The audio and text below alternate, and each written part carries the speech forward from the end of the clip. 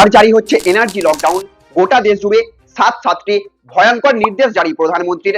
আবার গোটা দেশে শুরু হতে চলেছে ওয়ার্ক ফ্রম হোম।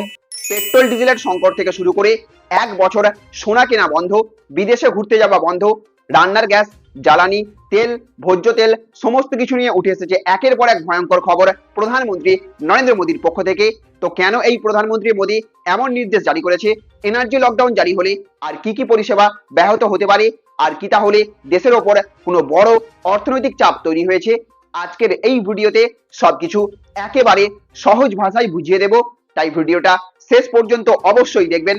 আর ভিডিওটি ভালো লাগলে লাইক করবেন, বন্ধুদের সাথে শেয়ার করবেন। আর চ্যানেলে আপনি যদি নতুন হয়ে থাকেন তাহলে অবশ্যই আমাদের চ্যানেলটিকে সাবস্ক্রাইব করে রাখবেন। তো বন্ধুরা, পশ্চিম এশিয়ায় যুদ্ধ পরিস্থিতি এবং আন্তর্জাতিক বাজারে জ্বালানি এবং বিভিন্ন পণ্যের দাম বৃদ্ধির কারণে এবার দেশবাসীর উদ্দেশ্যে বড় বার্তা দিলেন নরেন্দ্র মোদী।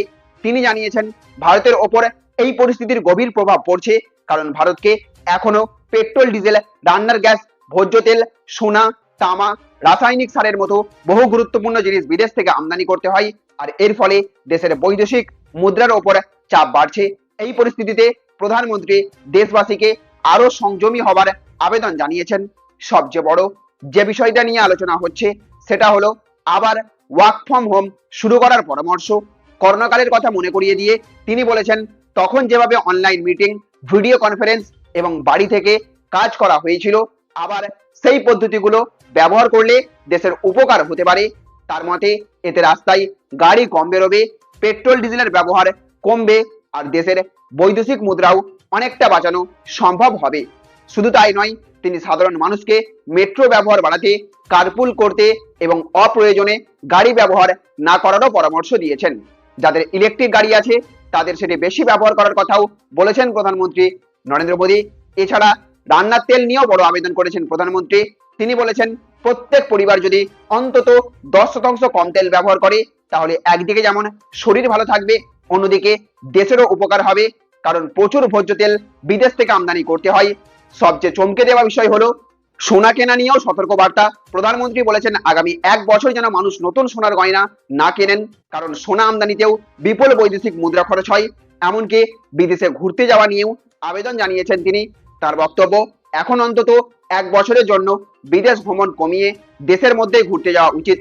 কৃষকদের উদ্দেশ্যেও বড় বার্তা দিয়েছেন প্রধানমন্ত্রী। তিনি রাসায়নিক সারের ব্যবহার অর্ধেক নামিয়ে আনার অনুরোধ করেছেন এবং প্রাকৃতিক কৃষিকাজে জোর দিতে বলেছেন প্রধানমন্ত্রী মোদী। পাশাপাশি ডিজেল পাম্পের বদলে সৌরশক্তি চালিত পাম্প ব্যবহারের পরামর্শ দিয়েছেন তিনি। সব মিলিয়ে প্রধানমন্ত্রী বোঝাতে চেয়েছেন, বর্তমান আন্তর্জাতিক পরিস্থিতিতে শুধু সরকার নয়, সাধারণ মানুষকেও দায়িত্ব নিতে হবে। কম জ্বালানি ব্যবহার, কম অপচয় এবং দেশীয় ব্যবস্থার উপর বেশি জোর দিয়েই পরিস্থিতি সামাল দেওয়া সম্ভব বলে তিনি মনে করছেন। তাই বন্ধুরা, এবার আপনাদের মতামতটা খুবই গুরুত্বপূর্ণ। আবার ওয়ার্ক ফ্রম হোম শুরু হওয়া উচিত বলে আপনি মনে করেন কিনা? আর আপনি পেট্রোল, ডিজেল এবং সোনা ব্যবহারের সংযম আনার এই পরামর্শ কি বাস্তবে মানুষ মানবে বলে মনে করেন?